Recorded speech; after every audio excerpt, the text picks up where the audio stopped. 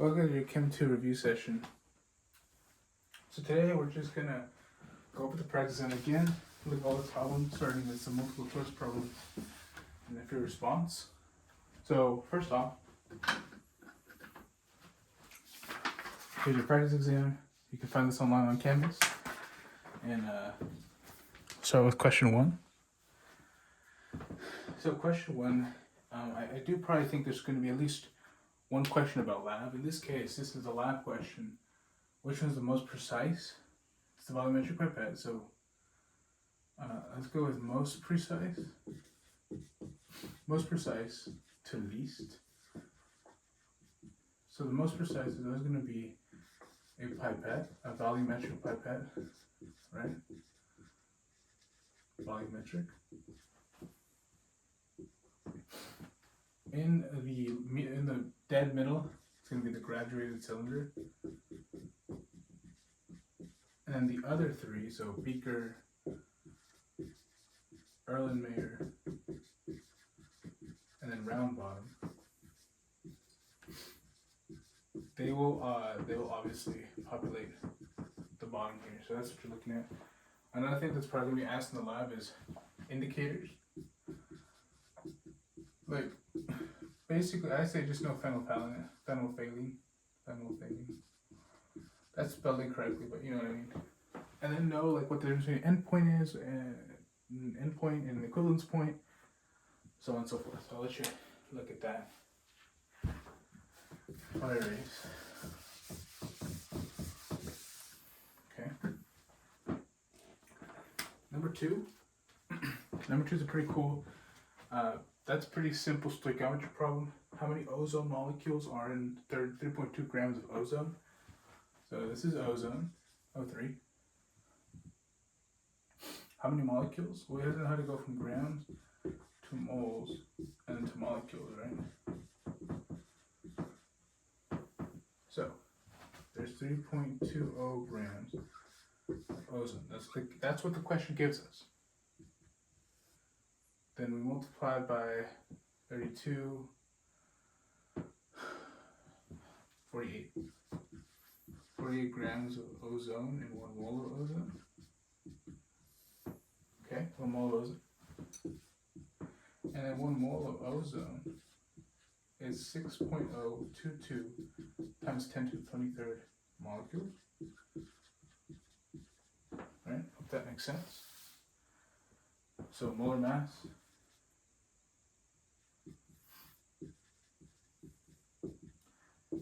And then Na, so that's Avogadro's number. So you get this kind of thing. We get this equation, and if we put in the calculator correctly, we're going to get, it's 4.022 molecules. Let's look at that a little bit. Okay.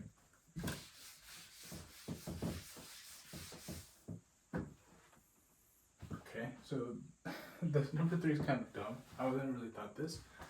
But what you should know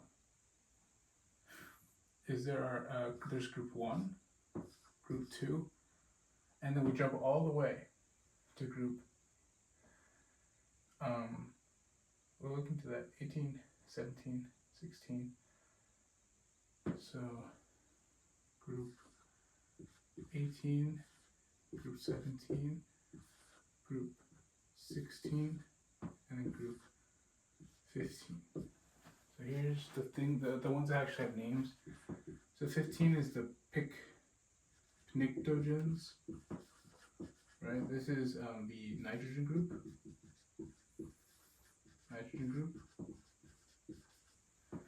There's the chalcogens.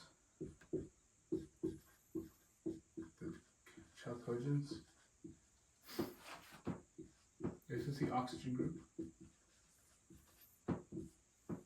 The halogens. This starts with, what's the first guy? The fluorine group. Your noble gases. These are your alkali earth metals.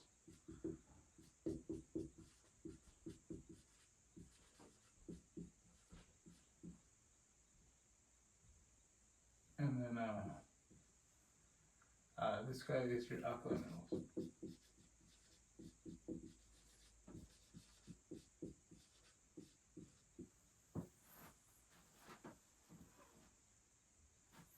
So this is like neon. This is like beryllium. Sorry, beryllium's here, and this one's lithium. So let's look at that. Don't know how important those are going to be, but those are there. Okay, let's look at that a little more. And you can look at these on Google. I mean, no one really uses a lot of these terms except for halogens. So I would definitely recommend knowing noble gases and halogens. Okay, number 4.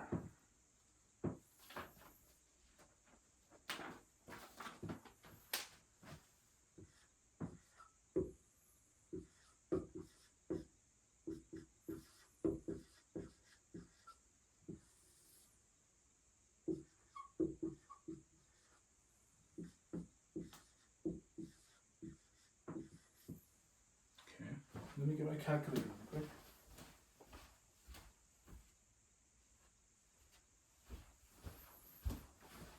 Okay, so you're probably going to see a question like this on the exam. And so what you want to do here is, if it's division and or multiplication, you want to look at total sig figs. If it's addition or subtraction, you look at sig figs after decimal.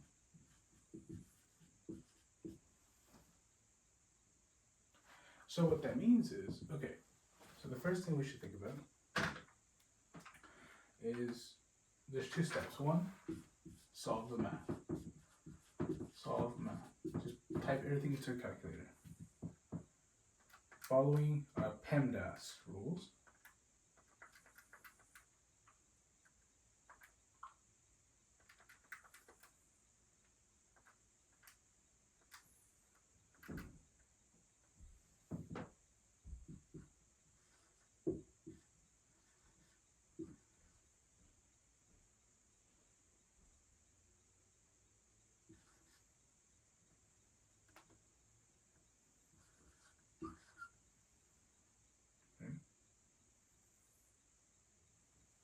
So then after we do this, after we solve the math, which is 6.1932, we can now start assigning sig figs.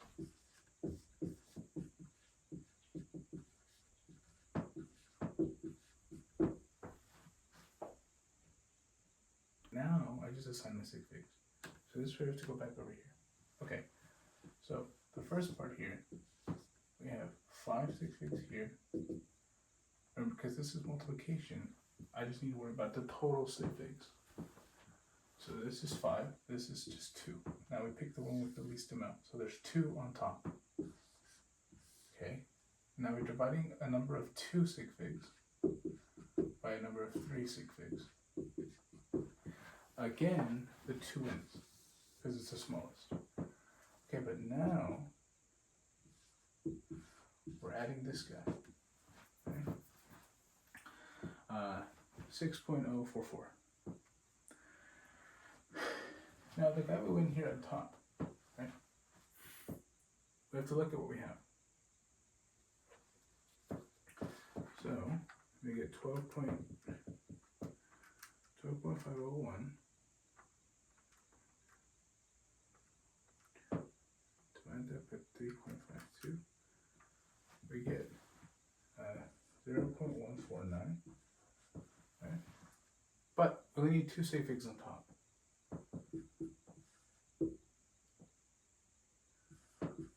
4. But we only need 2 sig figs. Technically, right? And so because we only need 2 sig figs, we have to, since we only need 2 sig figs, this is the actual number that we count. The significant figures after the decimal. So in this side we see 2, this side we see 3. So 2 still wins, but there's going to be 2 spaces now after the sig figs. So we look back at this number. The answer is going to be 6.1.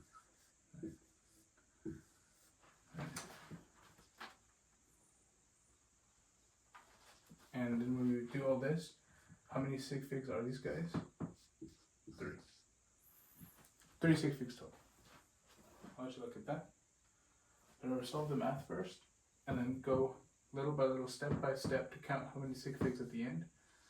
Then make your number, and then depending on what the number or what the question asks you, you get your answer. Cool?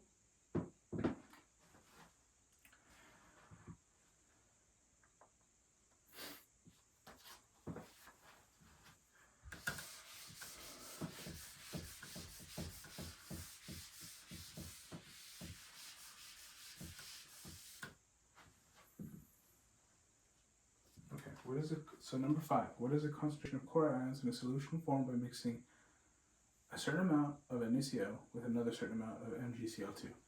Okay, so we want total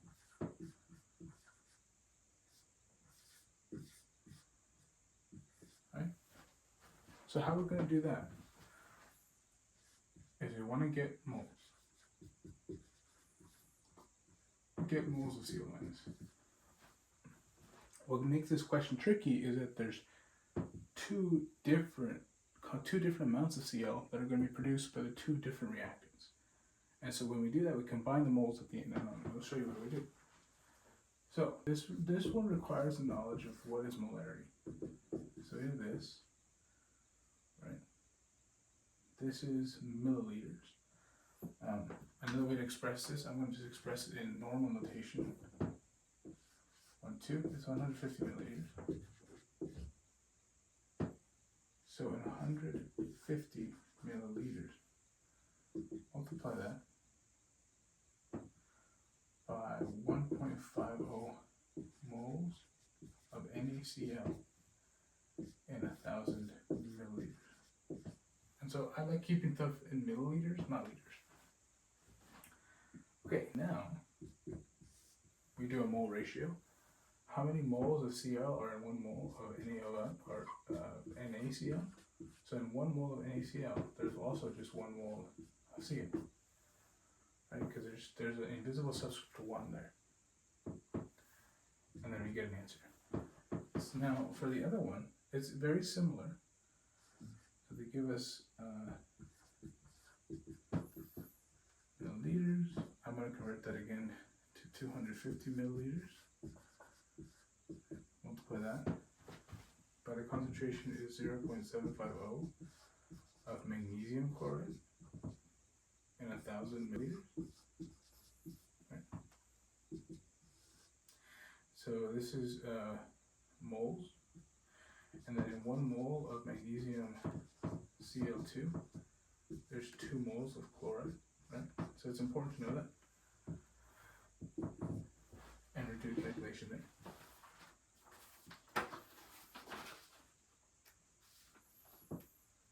So 150 times 1.5. Oops, my bad.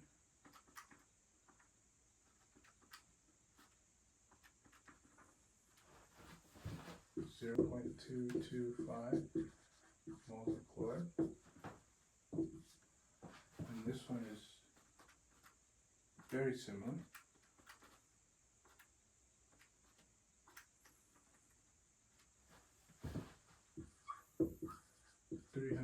0.375 moles of chloride. So now that we have the moles of both things, we just add these together.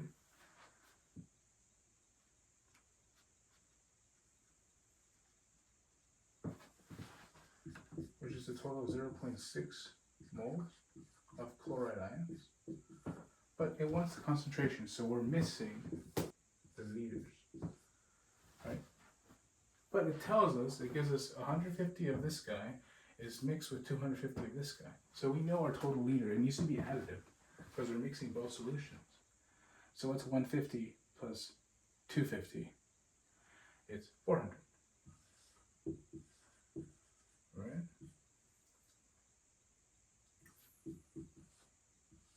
And we divide it by the liters, which is 0.4.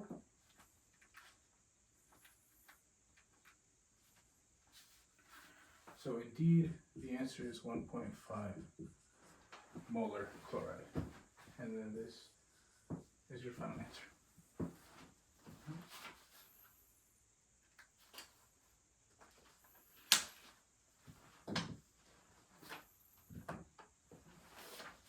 Well, let's look at that a little bit.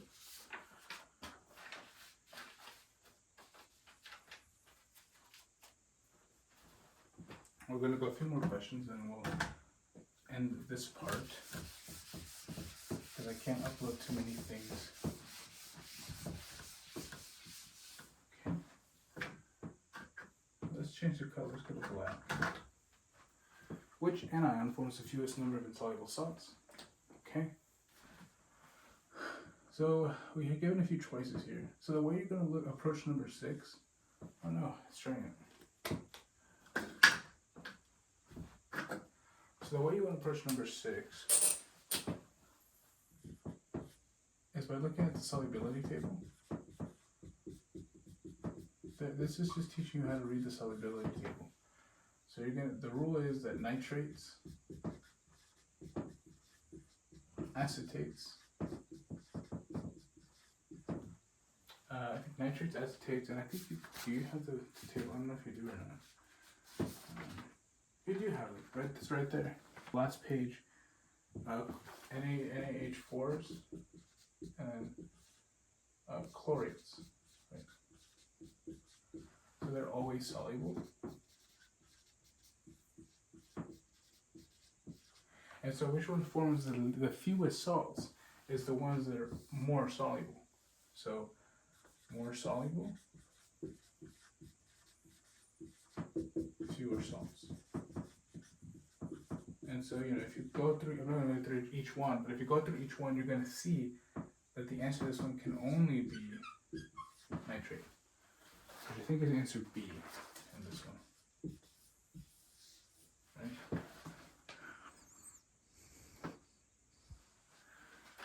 Okay. Alright. Give you a second to do that and erase. So halogens are also really close, but there are a few exceptions. Okay, we're going to go back to blue just because I feel like it's just easier to see. So we're given a element, francium thiocyanate. So I'm going to be straight up with you guys. You guys have to know these guys. Right, these are your polyatomic. This is a polyatomic. This is a specific one that was on the table I saw during lecture, and so this is knowing those polyatomics and memorizing them is always a good idea. And so we know francium thiocyanate. They should immediately, that 8 should tell you that this is an ionic compound. And so ionic compounds, you just straight up start. The cation is always just named whatever its element, and then you have to know thiocyanate. Right? And now make sure their charges cancel out, right? So luckily for us, francium is +1, and then thiocyanate is -1, so they cancel out, right?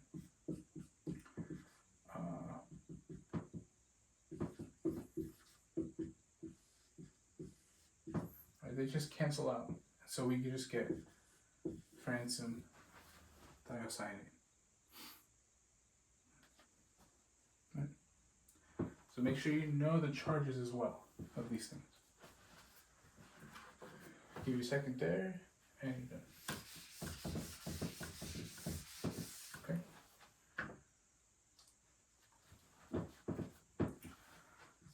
Number 9 is going to be, but number 8 for now.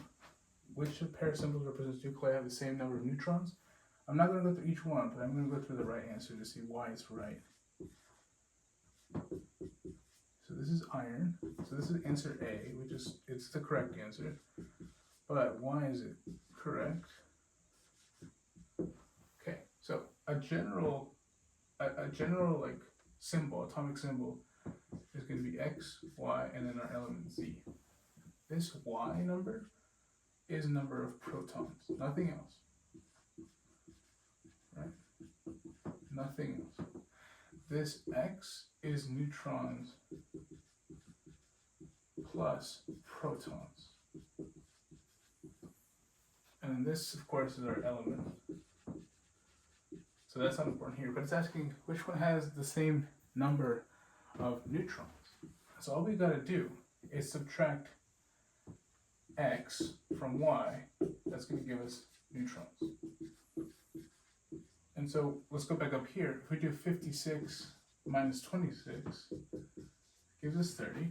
And then 58 minus 28 is going to give us 30 as well. In that case, this 30 number is exactly why that's the right answer. Cool. All right. I'll end the video here because number 9 is actually a little more than I wanted it to be. So we'll stop there. All right, thank you guys.